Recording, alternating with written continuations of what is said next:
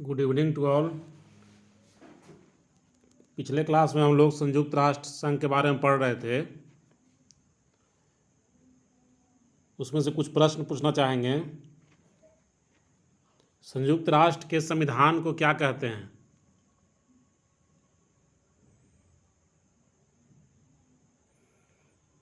संयुक्त राष्ट्र का संविधान किस नाम से जाना जाता है?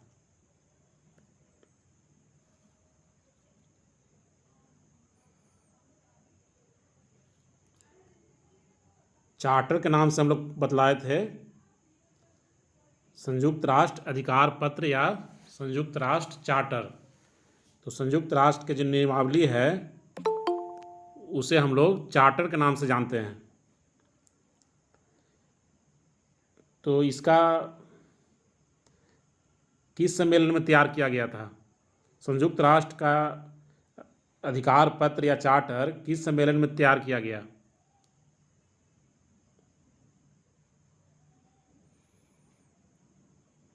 संयुक्त राष्ट्र का अधिकार पत्र या चार्टर किस सम्मेलन में तैयार किया गया? सैन फ्रांसिस्को सम्मेलन। सैन फ्रांसिस्को सम्मेलन जो 25 अप्रैल से लेकर के 26 जून 1945 तक चला था सैन फ्रांसिस्को में, इसी में संयुक्त राष्ट्र अधिकार पत्र तैयार किया गया। आरंभ में संयुक्त राष्ट्र सदस्यों की संख्या कितनी थी?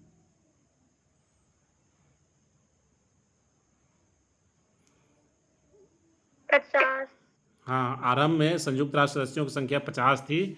अभी संयुक्त राष्ट्र सदस्यों की संख्या कितनी है? अभी कितने राष्ट्र संयुक्त राष्ट्र के सदस्य हैं?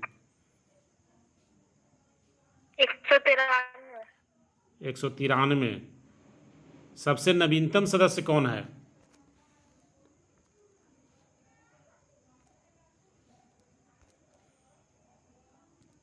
सबसे नवीनतम सदस्य कौन है बतलाए थे?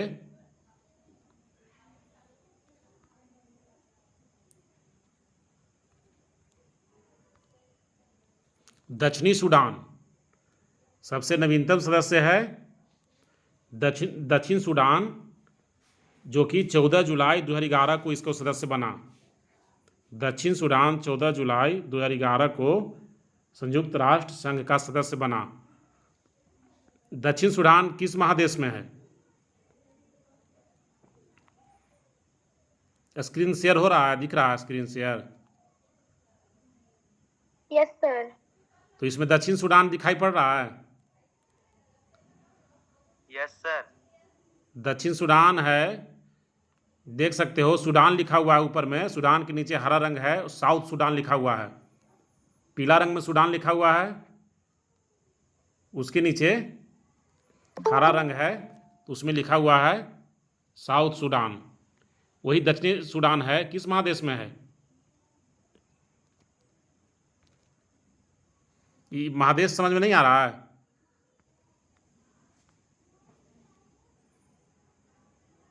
किसी को समझ में नहीं आ रहा है कौन महादेश का ये है? दिख रहा है ना स्क्रीन? स्क्रीन दिखाई पड़ रहा है ना? Yes sir. तो समझ में नहीं आ रहा है कौन कौन महादेश है? अफ्रीका महादेश। हाँ, अफ्रीका महादेश में है दक्षिणी सूडान। दक्षिण सूडान जो है वह संयुक्त राष्ट्र संघ का सबसे नवीनतम सदस्य है, जो 14 जुलाई 2011 को इसका सदस्य बना। अच्छा, संयुक्त राष्ट्र संघ के प्रथम महासचिव कौन थे? संयुक्त राष्ट्र संघ के प्रथम महासचिव कौन थे? संयुक्त राष्ट्र संघ के प्रथम महासचिव कौन थे?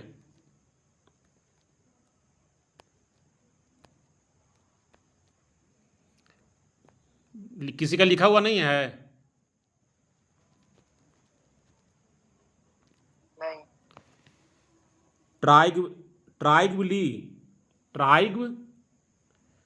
ट्राइग्वली लिख लो। संयुक्त राष्ट्र संघ के प्रथम महासचिव ट्राइग्व, ट्राई आधा ग व ट्राइब ली थे। और इसके वर्तमान महासचिव कौन हैं? संयुक्त राष्ट्र संघ के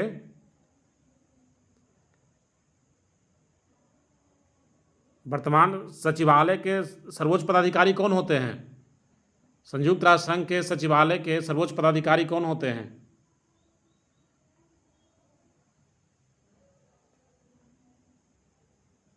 महासचिव। संयुक्त राष्ट्र संघ के सचिवालय के सर्वोच्च पदाधिकारी महासचिव होते हैं।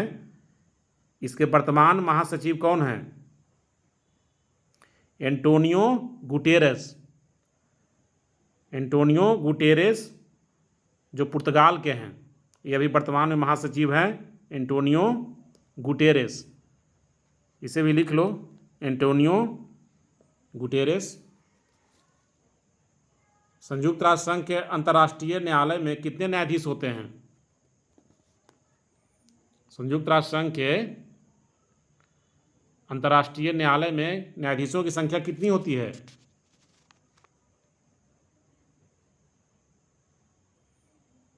15। संयुक्त राष्ट्र संघ में अंतर्राष्ट्रीय न्यायालय में न्यायाधीशों की संख्या 15 होती है। उन न्यायाधीशों का कार्यकाल कितने वर्षों का होता है? 8 वर्ष। कितना? 6 वर्ष सर, 6 वर्ष। 9 वर्ष। न्यायाधीशों का कार्यकाल कितना होता है? 9 वर्ष। 9 वर्ष। हाँ। संयुक्त राष्ट्र संघ के कितने अंग हैं?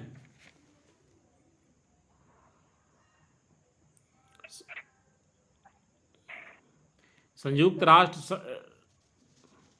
के कितने अंग हैं? मुख्य अंग कितने हैं? मुख्य अंग 6 बतलाए थे। एक जनरल असेंबली, दूसरा सुरक्षा परिषद, तीसरा सचिवालय, चौथा अंतर्राष्ट्रीय न्यायालय, पांचवा संरक्षण परिषद और छठा आर्थिक और सामाजिक परिषद, जिसमें हम लोग संरक्षण परिषद पिछले क्लास में पढ़ रहे थे। तो संरक्षण परिषद को रिपीट कर देते हैं। संरक्षण परिषद को न्यास परिषद भी कहा जाता है। इसको ध्यान में रखना है। संरक्षण परिषद को न्यास परिषद भी कहा जाता है। इसका जो मुख्य काम था, यह उन उपनिवेशों एवं प्रदेशों की व्यवस्था देखती थी जो संयुक्त राष्ट्र के अधीन थे। तो संयुक्त राष्ट्र के स्थापना के आरंभिक चरण में जो पराजित देश थे, उसमें कुछ का संरक्षण दे दिया गया था संयुक्त राष्ट्र संघ को। इसमें कुल 11 देश थे। और जैसे जैसे देश आज़ाद होता गया, इसका संरक्षण से मुक्त होता गया। और सबसे अंतिम में पलाऊ नाम का राज्य क्षेत्र था, जो संयुक्त राष्ट्र संरक्षण के में था। और इसे स्वतंत्रता मिली 1 नवंबर 1994 को। 1 नवंबर 1994 को पलाऊ क्षेत्र आज़ाद हुआ। उसके बाद संरक्षण परिषद को निष्क्रिय कर दिया गया है। अभी संरक्षण परिषद है, लेकिन वह निष्क्रिय है, फंक्शन में नहीं है। यही संरक्षण परिषद के बारे में हम लोग पिछले क्लास में अध्ययन किए, जिसमें कि पिछले क्लास में पढ़े थे कि प्रशांत महासागर में माइक्रोनेशिया जो 4 द्वीप समूह है, वह भी संरक्षण परिषद के अधीन था। इसका मुख्य कार्य था, जो संरक्षित प्रदेश था उसके आर्थिक, सामाजिक और शैक्षणिक विकास करना। ये सब हम लोग पीछे क्लास में देखे। माइक्रोनेशिया का दिखाए थे पिछले क्लास में। ऑस्ट्रेलिया के ऊपर ये माइक्रोनेशिया का द्वीप समूह है। उसके बाद इसका जो छठा जो अंग है, वह है आर्थिक और सामाजिक परिषद। आर्थिक और सामाजिक परिषद का भी उद्देश्य, कार्य वही सब है।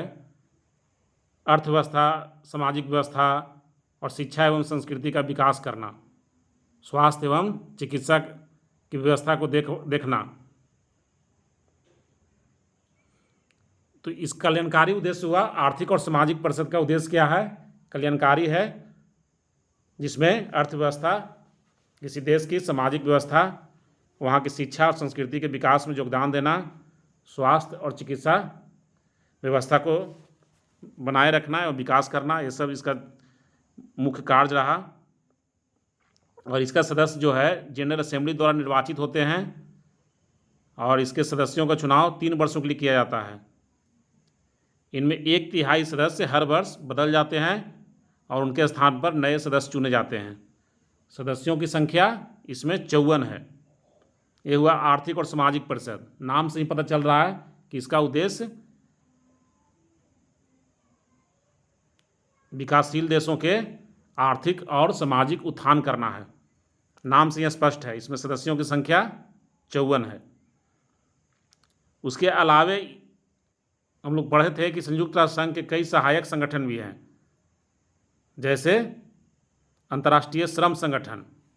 तो अंतर्राष्ट्रीय श्रम संगठन का भी नाम से यह स्पष्ट है, इसका क्या कार्य हो सकता है? अंतर्राष्ट्रीय श्रम संगठन का क्या कार्य हो सकता है? किसी के दिमाग में बात आ रही है? पहले ही बताए हैं राष्ट्र संघ में भी। मजदूरों और श्रमिकों के काम में सुधार लाना। मजदूरों और श्रमिकों के स्थिति में सुधार लाना।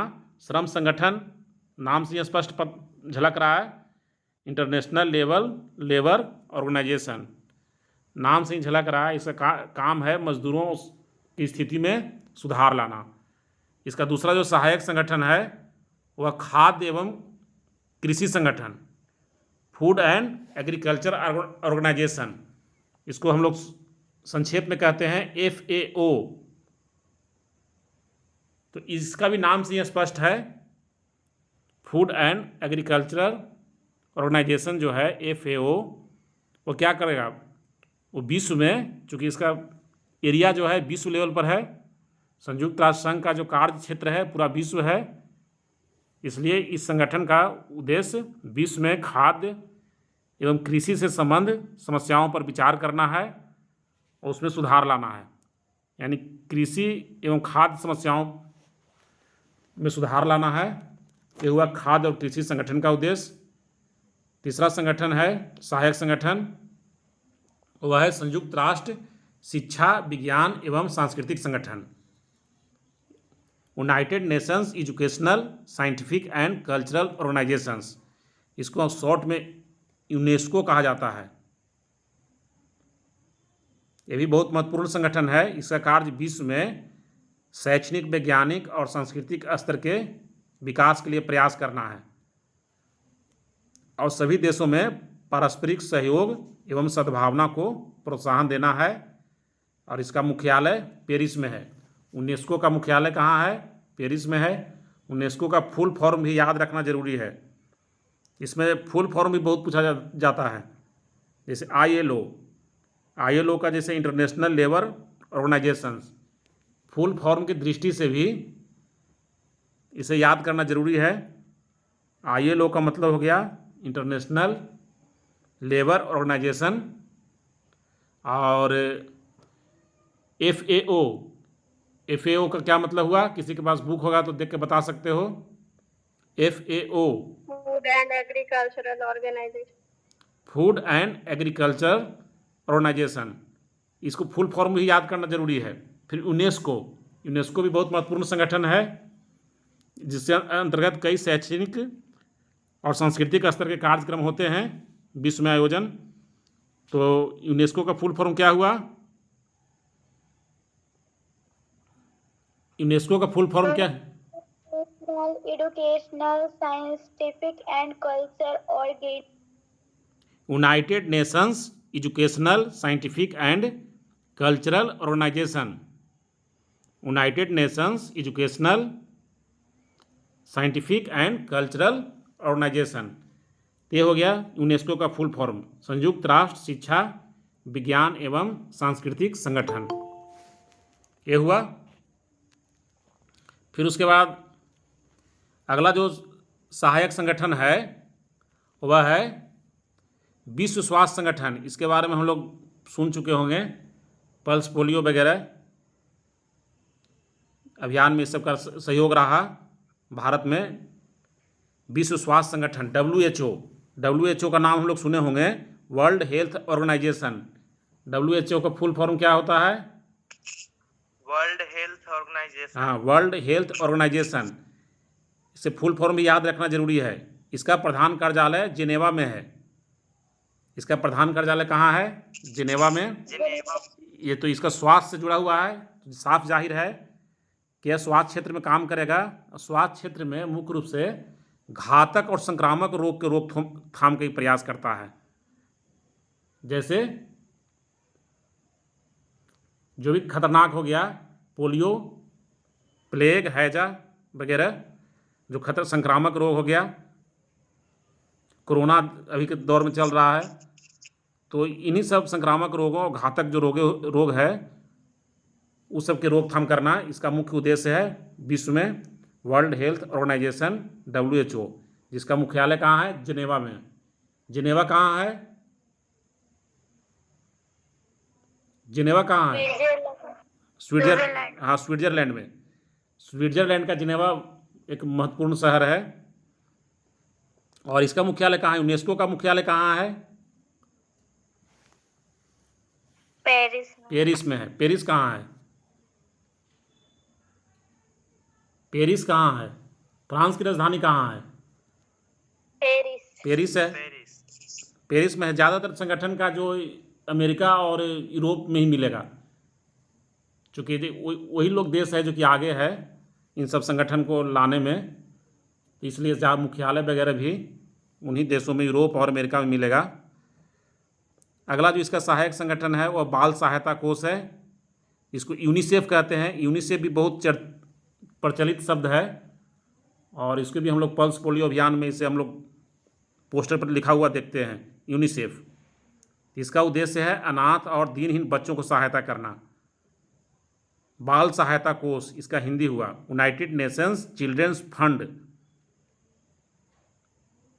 यूनाइटेड नेशंस चिल्ड्रंस फंड इसका हिंदी हुआ बाल सहायता कोष, जिसको हम लोग यूनिसेफ को जानते हैं। इसका उद्देश्य क्या है? मुख्य रूप से अनाथ और दीनहीन बालकों की सहायता करना। एक और इसका महत्वपूर्ण संगठन है अंतर्राष्ट्रीय मुद्रा कोष, इंटरनेशनल मॉनेटरी फंड, IMF का फुल फॉर्म हुआ इंटरनेशनल मॉनेटरी फंड। इसका उद्देश्य, इसका क्या हो सकता है काम? सब नाम से ही स्पष्ट है, इसमें कुछ विशेष ज़्यादा नहीं है, सब नाम से ही स्पष्ट है। नाम से ही स्पष्ट है कि इसमें क्या है। इंटरनेशनल मॉनेटरी फंड, IMF, अंतर्राष्ट्रीय मुद्रा कोष। अंतर्राष्ट्रीय मुद्रा कोष का मतलब क्या हुआ? इसका काम क्या हो सकता है? जो सदस्य राष्ट्र है उसको आर्थिक सहायता करना। जो सदस्य राष्ट्र है उसको क्या करेगा? ये विशेष रूप से अविकसित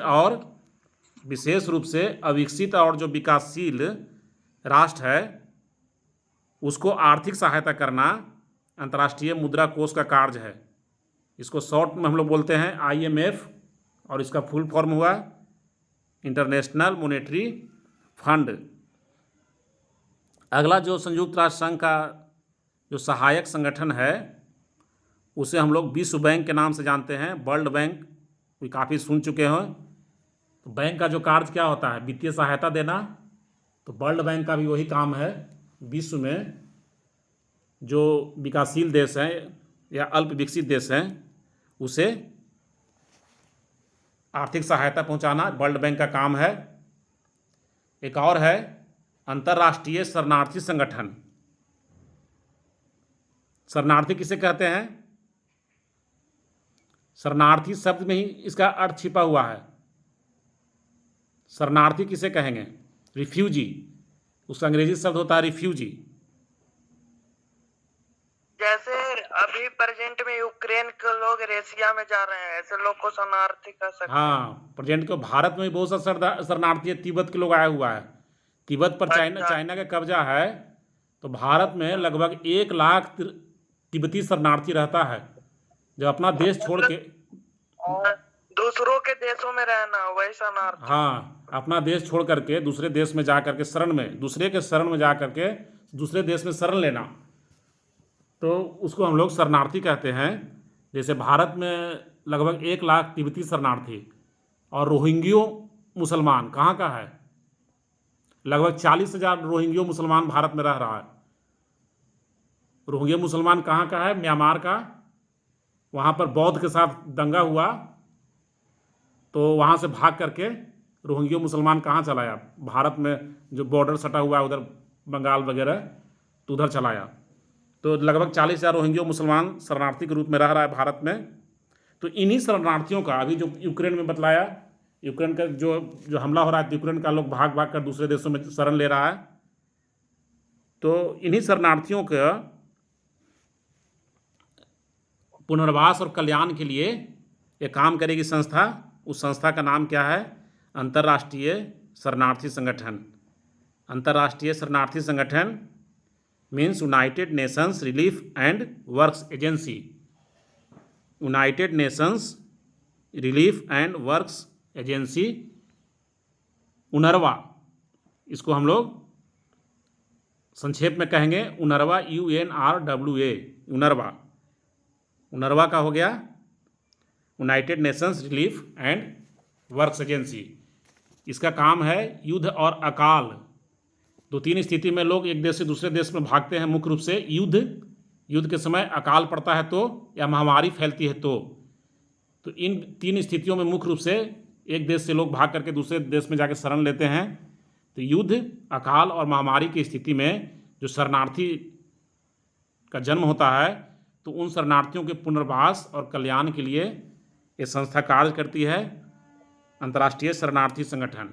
इसके अलावे भी संयुक्त राष्ट्र संघ के और भी अभिकरण हैं, सहायक अंग हैं, लेकिन उनमें ये महत्वपूर्ण था, मुख्य था,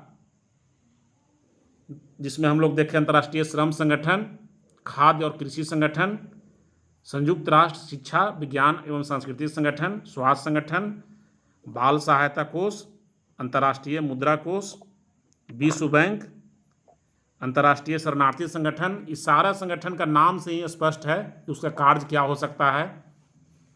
सिर्फ इसमें फुल फॉर्म याद करना है, ILO, FAO, UNESCO, WHO, UNICEF. UNICEF का फुल फॉर्म क्या हुआ,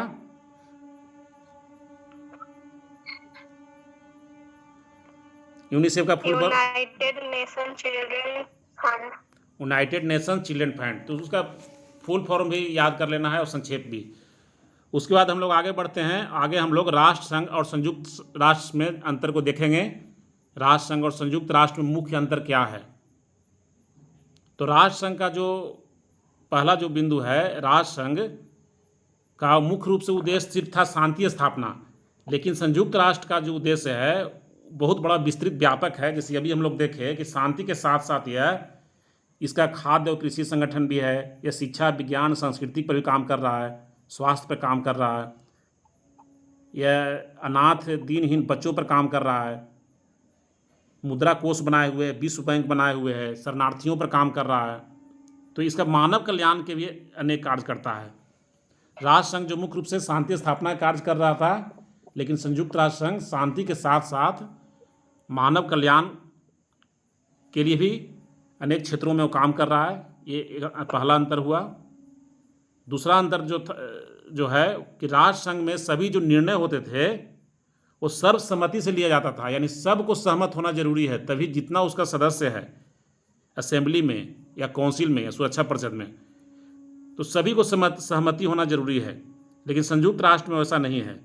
संयुक्त राष्ट्र में जो निर्णय लिया जाता है वो बहुमत के आधार पर लिया जाता है, या ज़्यादा महत्वपूर्ण निर्णय है तो 2/3 बहुमत के आधार पर लिया जाता है। उसमें सभी को उसमें सहमति होना जरूरी था, लेकिन इसमें सबको सहमति होना जरूरी नहीं है। इसमें क्या बहुमत के आधार पर निर्णय ले लिया जाता है, तो उसमें सभी का सहमति जरूरी था। इस स्थिति में क्या होता था, निर्णय लेना बहुत कठिन हो जाता था, क्योंकि किसी पॉइंट पर सबको सहमत होना बहुत मुश्किल है। किसी एक बिंदु पर सभी को सहमत हो जाना बहुत मुश्किल है, इसलिए बहुमत के आधार पर फैसला लिया जाता है। ये दूसरा अंतर हुआ। तीसरा अंतर जो है राष्ट्र संघ और संयुक्त राष्ट्र संघ में है कि संयुक्त राष्ट्र संघ में महासचिव को राष्ट्र संघ की तुलना में अधिक पावर दिया गया है। चौथा जो अंतर हुआ, संयुक्त राष्ट्र संघ को अधिक सदस्यों का सहयोग मिला, माने इसके ज़्यादा राष्ट्र जो है इसका सदस्य बने प्रारंभ से ही, इसलिए ज़्यादा लोगों का समर्थन मिला। जैसे उसमें तो अमेरिका ही नहीं बना था, राष्ट्र संघ का अमेरिका ही सदस्य नहीं बना था, तो इसमें क्या है कि अमेरिका भी बना और भी दूसरे देश भी बने, तो इसका ज़्यादा राष्ट्रों को इसमें है सहयोग मिला, जिससे यह ज़्यादा शक्तिशाली हो गया और ज़्यादा प्रभावशाली बन गया। राष्ट्र संघ और संयुक्त राष्ट्र संघ में ही अंतर हुआ। उसमें शक्तिशाली राष्ट्र ज़्यादा समय तक दूर रहे संगठन से, अमेरिका तो बना ही नहीं। और उसके अलावे भी है जो कि जर्मनी, जापान, इटली, ये सब भी उसका समर्थन नहीं दे पाया था राष्ट्र संघ को, कुछ समय के लिए रहा, उसके बाद फिर निकल गया। तो इसका उसमें इसमें यही अंतर हुआ कि इसको ज़्यादा समर्थन मिला, चूँकि अधिकांशतः देश इसके सदस्य बने। पांचवा जो अंतर है राष्ट्र संघ, पांचवा जो अंतर है वह है कि राष्ट्र संघ में यूरोपीय राष्ट्रों का प्रभाव अधिक था। राष्ट्र संघ में क्या था, यूरोपीय राष्ट्रों का प्रभाव अधिक था, क्योंकि उसमें ज़्यादातर मुख्य रूप से यूरोपीय देश ही थे। लेकिन इसमें क्या है कि बहुत से एशिया के देश और अफ्रीका के देश भी सम्मिलित हैं। इसके कारण क्या है कि यूरोप के देश मनमानी नहीं कर पाते हैं। राष्ट्र संघ में यूरोपीय देशों की संख्या अधिक थी, तो उसके उन लोगों का प्रभाव अधिक था राष्ट्र संघ पर, तो लोग हमेशा अपने हित की रक्षा करते थे। लेकिन संयुक्त राष्ट्र संघ में एशिया के बहुत देश शामिल हुए, अफ्रीका के बहुत देश शामिल हो चुके हैं, इसके कारण जो यूरोप के राष्ट्र है वो मनमानी नहीं कर पाते हैं। ये राष्ट्र संघ और संयुक्त राष्ट्र संघ का मुख्य अंतर है। तो राष्ट्र संघ क्या किया है, तीसरी दुनिया के राष्ट्रों को सम्मान और शक्ति प्रदान किया है। तो तीसरी दुनिया क्या है, तीसरी दुनिया के बारे में किसी को कोई जानकारी है? तीसरी दुनिया, राष्ट्र संघ क्या किया, तीसरी दुनिया के राष्ट्रों को सम्मान और शक्ति प्रदान किया, यानी कि तीसरी दुनिया के लोगों को शामिल किया अधिक से अधिक। और हम लोग पहले ही पढ़ चुके हैं संयुक्त राष्ट्र संघ के सिद्धांत में कि संयुक्त राष्ट्र के सभी सदस्य एक समान हैं, यानी कि एक कमज़ोर राष्ट्र और एक मजबूत राष्ट्र दोनों का वैल्यू वहाँ बराबर है, क्योंकि दोनों का एक वोट ही देने का अधिकार है। तीसरी दुनिया उसको कहते हैं जो गुटबंदी में शामिल नहीं हुआ। तीसरी दुनिया में कौन शामिल है? जो गुटबंदी में जो ध्रुव बन गया था, एक तरफ अमेरिका, एक तरफ रूस, और जो दोनों में से किसी में नहीं गया उसको हम लोग तीसरी दुनिया के लोग कहते हैं। और तीसरी दुनिया में ज़्यादातर पिछड़ा हुआ और अल्प विकसित देश हैं। तो तीसरी दुनिया के ज़्यादा राष्ट्र इसमें सम्मान और शक्ति प्राप्त किए संयुक्त राष्ट्र संघ में। उसके बाद आगे हम लोग देखेंगे संयुक्त राष्ट्र संघ की उपलब्धियों के बारे में। राष्ट्र संघ के जैसे उपलब्धि पढ़े थे, उसी तरह संयुक्त राष्ट्र संघ की भी उपलब्धियां हैं। उपलब्धियां का मतलब उसका सफलता, फिर उसके बाद इसके पढ़ेंगे विफलता, फिर उसके बाद पढ़ेंगे इससे कमजोरी। तीन ही बिंदु अध्ययन करने के लिए बचा हुआ है। संयुक्त राष्ट्र संघ की सफलता, संयुक्त राष्ट्र संघ की असफलता और संयुक्त राष्ट्र संघ की दुर्बलता मतलब कमजोरी। 3 बिंदु के साथ यह अध्याय समाप्त हो जाएगा। तो हम लोग अब संयुक्त राष्ट्र संघ के उपलब्धि के बारे में आगे बढ़ते हैं। अभी तक हम लोग पढ़े संयुक्त राष्ट्र संघ के सहायक संगठन के बारे में, राष्ट्र संघ और संयुक्त राष्ट्र में अंतर के बारे में। अब हम लोग पढ़ रहे हैं संयुक्त राष्ट्र के उपलब्धि के बारे में।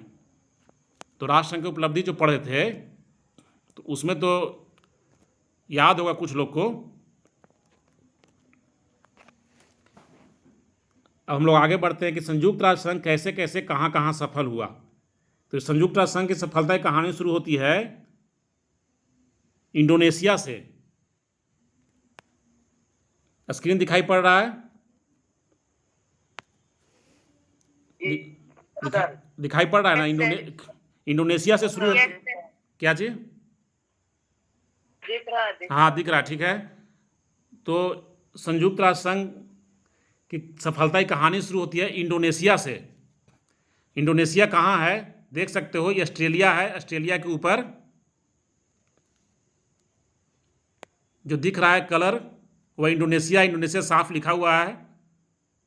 कई द्वीपों का समूह है इंडोनेशिया जो है, यहाँ पर कई छोटे छोटे द्वीप हैं, उसमें द्वीपों का समूह है इंडोनेशिया है।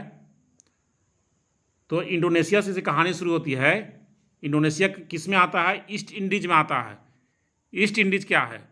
ईस्ट इंडीज हम लोग समझ लेते हैं, यहाँ दिखाई पड़ रहा है ईस्ट इंडीज। ये जो द्वीपों का समूह जो है इसी को हम लोग ईस्ट इंडीज कहते हैं। इसमें हम लोग देख रहे हैं पापुआ न्यू गुयाना है, ईस्ट टाइमोर है, सिंगापुर है, मलेशिया है, फिलीपींस है। तो इन सब जो द्वीपों का समूह है ना, उसे हम लोग प्रशांत महासागर में इन सब जो द्वीपों का समूह है, ये कौन ओशियन है? पैसिफिक ओशियन है। पैसिफिक ओशियन में जो द्वीपों का समूह है उसे इस तरफ इंडियन ओशियन है। तो इन द्वीपों के समूह को क्या कहते हैं? ईस्ट इंडीज कहते हैं। ईस्ट इंडीज में ही देखो इंडोनेशिया है। तो इंडोनेशिया पर किसका अधिकार था? हॉलैंड का। हॉलैंड को आप लोग किस नाम से जानते हैं अभी? इंडोनेशिया पर किसका अधिकार था? हाँ, हॉलैंड का अधिकार था, नीदरलैंड का अधिकार था इंडोनेशिया पर। तो 1942 में जापान है जो इंडोनेशिया पर हमला कर देता है। 1942 में जापान इंडोनेशिया पर हमला कर देता है। तो हॉलैंड क्या करता है, यहाँ के एक नेता थे सुकर्नो एक नेता थे, उसे इंडोनेशिया का शासन चलाने का अधिकार दे देता है नीदरलैंड सुकर्नो को इंडोनेशिया का शासन चलाने का अधिकार दे देता है, और साथ में वचन भी देता है कि द्वितीय विश्व युद्ध के बाद वह इंडोनेशिया को स्वतंत्र कर देगा। लेकिन वो वचन से मुकर जाता है और स्वतंत्र हॉलैंड नहीं करता है इसको। तो फिर संयुक्त राष्ट्र के दबाव में 1949 में इंडोनेशिया स्वतंत्र हो जाता है। इसमें कहानी में समझे कि इंडोनेशिया जो था हॉलैंड का उपनिवेश था। 1942 में जब जापान इंडोनेशिया पर हमला कर देता है तो यहाँ के शासन को हॉलैंड वहाँ के एक नेता सुकर्नो को दे देता है। तो सुकर्नो शासन चलाने लगता है। उसके बाद उसको आश्वासन देता है कि द्वितीय विश्व युद्ध के बाद वह इंडोनेशिया को आज़ाद कर देगा, लेकिन वो आज़ाद नहीं करता है। तो संयुक्त राष्ट्र के हस्तक्षेप से 1949 में इंडोनेशिया स्वतंत्र हो जाता है। तो यह रही संयुक्त राष्ट्र संघ की सफलता इंडोनेशिया के मामला में। फिर उसके बाद सोवियत संघ और ईरान में भी विवाद होता है। 1946 में ईरान कहाँ पर है, किसी को ध्यान में है? ईरान देश किसी के ध्यान में है? ईरान दिख रहा है? ईरान दिखाई पड़ रहा है किसी को? इंडिया दिख रहा है? इंडिया इंडिया के बगल में देखो पश्चिम तरफ पाकिस्तान के बगल में अफगानिस्तान के बगल में देखो ईरान है। तो 1946 में क्या होता है, इसके सोवियत संघ जो है कि सेना, सोवियत संघ ऊपर दिखाई पड़ रहा है, रसिया की सेना क्या यहाँ जमी हुई थी ईरान में। तो संक्षेप में इस कहानी को हम लोग समझना है, ज़्यादा डीप जाएंगे तो फिर बहुत लंबा चौड़ा हो जाएगा। तो ईरान में सोवियत संघ की सेना जमी हुई थी। तो 1946 में ईरान इसका शिकायत किया संयुक्त राष्ट्र संघ से। तो संयुक्त राष्ट्र संघ के हस्तक्षेप से सोवियत संघ यहाँ से ईरान से सेना हटा लिया। तो ये उसकी दूसरी सफलता हुई। 1946 में संयुक्त राष्ट्र संघ के हस्तक्षेप से रसिया ने ईरान से अपनी सेना हटा लिया। ये संयुक्त राष्ट्र संघ की दूसरी सफलता हुई। उसके बाद हम लोग तीसरी सफलता को देखते हैं। संयुक्त राष्ट्र संघ की तीसरी सफलता क्या थी? संयुक्त राष्ट्र संघ की तीसरी सफलता यूनान विवाद। यूनान को क्या कहते हैं अंग्रेजी में? ये बार बार आया है, पहले भी आया है। ग्रीक। हाँ, ग्रीक दिखाई पड़ रहा होगा यहाँ पर। ग्रीक थोड़ा साफ नहीं दिख रहा है, लेकिन ये जो इटली वगैरह है, इटली के बगल में ग्रीक यहाँ दिख रहा है, लीबिया के ऊपर, यस सर। लीबिया के ऊपर देखो, लीबिया के ऊपर ग्रीक दिखाई Yes. पड़ रहा होगा, यहाँ पर उसके बगल में इटली है। तो क्या हुआ कि द्वितीय विश्व युद्ध में यूनान को काफ़ी क्षति पहुंची थी, इसकी शक्ति कमज़ोर पड़ गई थी। इसका लाभ उठा करके अल्बेनिया, यूगोस्लाविया एवं बुल्गारिया की साम्यवादी सरकारों ने यूनान में घुसपैठ आरंभ कर दी। ये जितना देश का नाम लिए, अल्बेनिया, यूगोस्लाविया एवं बुल्गारिया, ये सब यूनान के ऊपर है। तो यहाँ पर थी साम्यवादी की सरकार, तो उसने यूनान में घुसपैठ आरंभ कर दिया। तो यूनान क्या करता है, मतलब अल्बेनिया, यूगोस्लाविया, बुल्गारिया, ये घुसपैठ करना शुरू कर दिया। कहाँ? यूनान में। तो यूनान इंग्लैंड से हेल्प मांगता है। यूनान किससे हेल्प मांगता है? इंग्लैंड से। इंग्लैंड यहाँ पर दिखाई पड़ रहा है, यूनाइटेड किंगडम, पीला रंग का, सबसे किनारे में दिख रहा है, आइसलैंड के नीचे, यही इंग्लैंड है। उसके नीचे फ्रांस है, स्पेन है। तो इंग्लैंड से हेल्प मांगता है। तो इंग्लैंड की सेना भी यहाँ पहुँच जाती है। कहाँ पहुँच जाती है? ग्रीक में। ठीक है। तो 1946 में सोवियत संघ इंग्लैंड की कार्रवाई को यूनान के आंतरिक मामला में हस्तक्षेप मानकर सुरक्षा परिषद में शिकायत करता है। और संयुक्त राष्ट्र संघ में ऐसा नियम बना हुआ है कि संयुक्त राष्ट्र संघ किसी देश के आंतरिक मामला में हस्तक्षेप नहीं करेगा। तो इस नियम के आड़ में सोवियत संघ क्या किया, इसको ले चला गया, इस मैटर को ले चला गया कहाँ? संयुक्त राष्ट्र संघ में। इसी बीच में क्या है कि अमेरिका भी यूनान की सहायता के लिए आ जाता है। तो एक तरफ सोवियत संघ हो गया, एक तरफ अमेरिका हो गया। तो जब दोनों आमने सामने हो जाता है तो स्थिति विस्फोटक हो जाती है, क्योंकि दोनों शक्तिशाली देश है। अभी जो लड़ाई चल रही है यूक्रेन को गुप्त रूप से अमेरिका सहायता पहुंचा रहा है, तभी यूक्रेन अभी तक टिका हुआ है लड़ाई में। नहीं तो इतना छोटा सा देश दिखाई पड़ रहा है। आप देखो, ये रसिया देखो कितना बड़ा है, दिख रहा है, और यूक्रेन देखो यहाँ पर कितना छोटा है, पीला रंग का। तो जब दो देश, शक्तिशाली देश सामने सामने आ जाता है तो स्थिति विस्फोटक हो जाती है। तो उस वक्त ये स्थिति हुई, एक तरफ सोवियत संघ और दूसरे तरफ अमेरिका आ गया सामने। कहाँ? ग्रीक में। तो संयुक्त राष्ट्र संघ हस्तक्षेप किया इसमें, और हस्तक्षेप करने के बाद इस मैटर को शांतिपूर्वक ढंग से समाधान कर लिया।